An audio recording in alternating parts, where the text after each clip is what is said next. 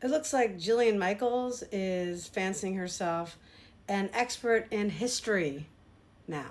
After doing so much damage to the fitness space, she's trying to come over to our neck of the woods. I'm saying this as a U.S. history teacher for the past 23 years. I'm sure a lot of you already saw this clip from CNN. Jillian Michaels thought she did something by making the claim that only a small percentage of white people actually owned human beings, owned enslaved people in the time period leading up to the Civil War.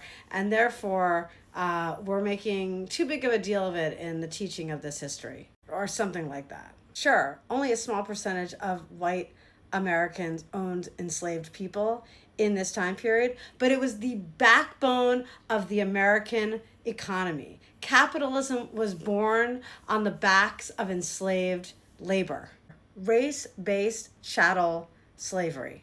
The cash crops of cotton, tobacco, indigo. These industries didn't just enrich the small percentage of white slaveholders, it enriched the entire economy of the United States.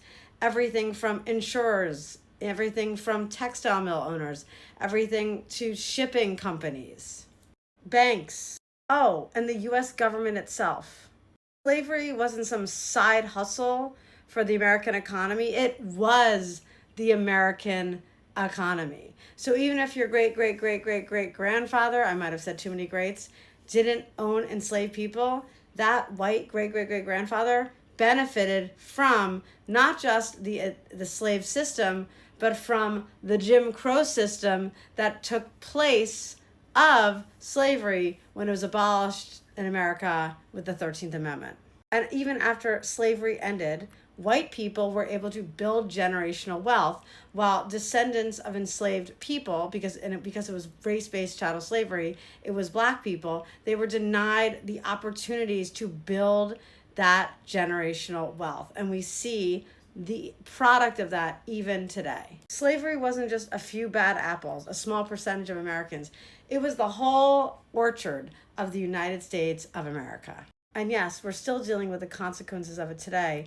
And yes, it should not be whitewashed from our curriculum, from our cultural institutions, and from our conversation as Americans if we want to really move forward into a multiracial democracy.